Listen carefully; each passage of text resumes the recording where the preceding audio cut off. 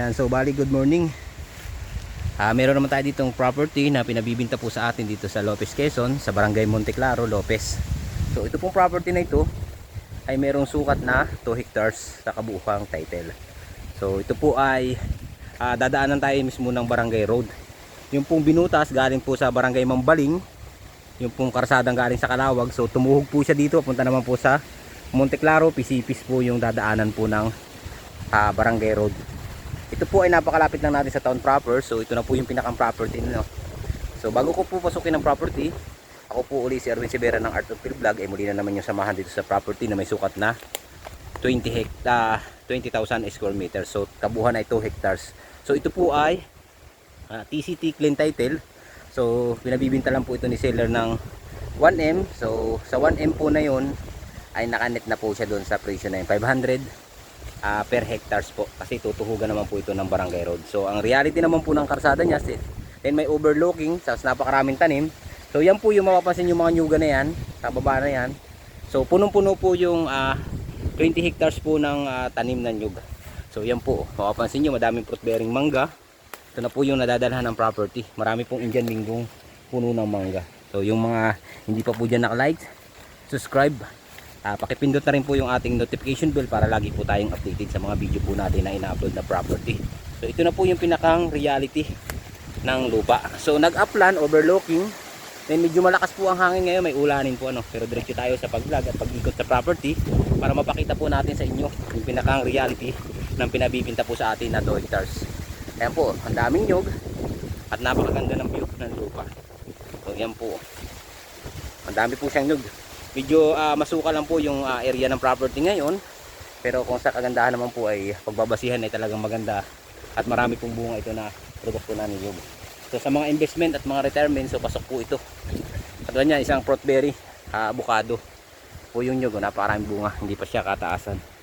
Marami po ako napapansin ditong fruit berry, tas dito puro mangga, mga kalabaw, Indian Mingo, avocado, tas ang mga hardwood na kahoy niya, batino, ilang-ilang. So dito po tayo sa area ng overlooking na to. Malaking kahoy doon, yung ilang-ilang na malaking puno. Ito yung overlooking. So ito dati yung bahay ng tao dito. Yan po. Yan, overlooking siya. Napakaganda. Ito na po yun. Property na 2 hectares. Pinabibinta sa atin. Yan.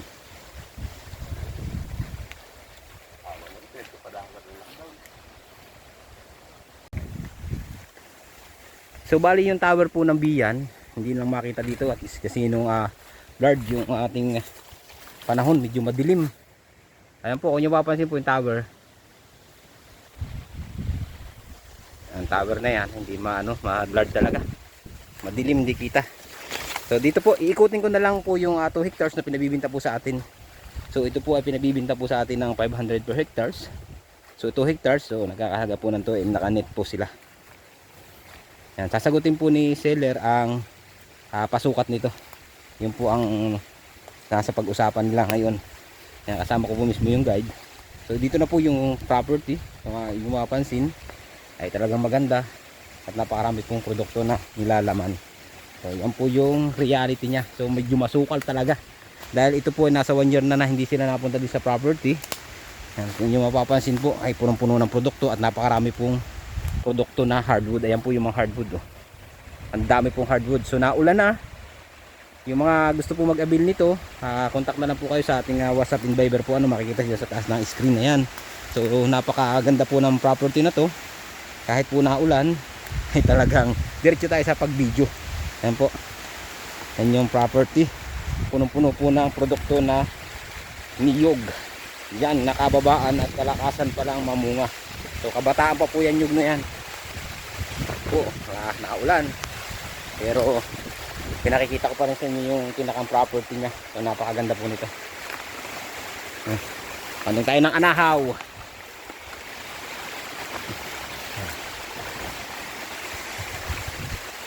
Ito po. So kabataan pa lang yung mga nyug niya. So napakarami po na hardwoods. Ito yan, makapansin po nyo, puro hardwood yan. So yung pong mga gusto mag-inquire nito, avail na lang po kayo. At direct to seller na po agad ang pag-uusap nito. sa usap niya. So sa pagpasok naman po ng property na to ngayon, so lakad lang po tayo dito ng nasa 10 minutes papasok. Pero pag nakamotor naman po tayo dito, nasa 30 minutes po mula sa town proper po ng bayan ng Lopez. Yan po yung malaking kahoy oh. Isang yan. Ganito pa lang po halos ang nyug dito, kababaan pa lang, pero konting linis lang ay talagang maganda na ang property. Yan, kalapit po natin dito yung property ni Kapitan, sa baba lang po yung kalamansian. Yan. So, yung property niya talagang napaka-productive, so hindi tayo makakababa gawa ng naulan na. So bali dito lang tayo sa may area ng taas na to. Papakita ko lang sa iyo yung pinakang mga hardwood, mga tanim. So dito na rin po yung dadaanan ng barangay road sa taas. Dito kuya yung barangay road ano? Unahan lang po nito yung pinakang barangay road na. Napapakita ko na rin po sa inyo. Pinakang barangay road. Yan. Ito na po, oh, napakadaming hardwood. Yan. Para makita na po ninyo.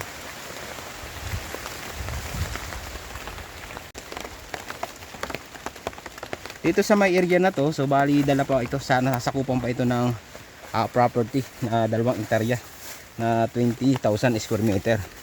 So yan yung puro, napapansin ko naman dito, puro hardwood. Hardwood na mga kahoy. Ayan oh. Saka yung mga pangilalim po niya, mga nyug na mga bagong tanim na, pero mga ilang taon na lang, mga 3 years na lang, so bubunga na rin yung mga nyug na yan.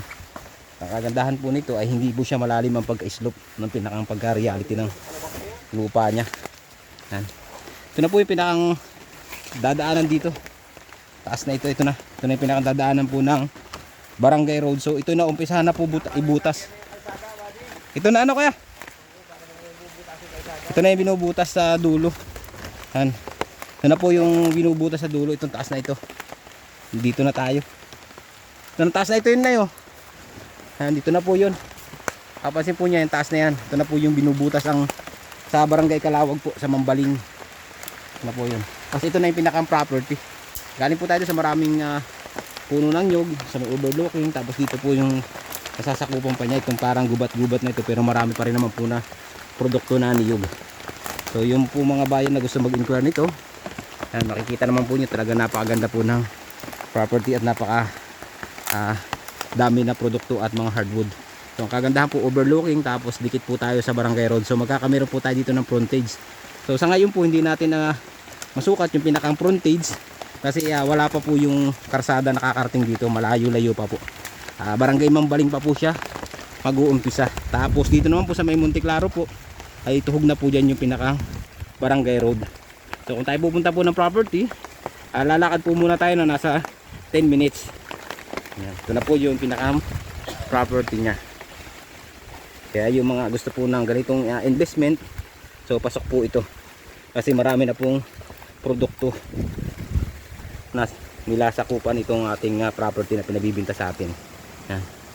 Oh, napin pong mangga. Kaya po yung lagi dyan nakasubaybay sa aming YouTube channel. So update lang po kayo sa ating contact number na yan, ang WhatsApp and Viber po ano. Hanggang dito na lang po yung aking video at talagang naglalakasan na po ang ulan. So thank you for watching Art of Field Vlog.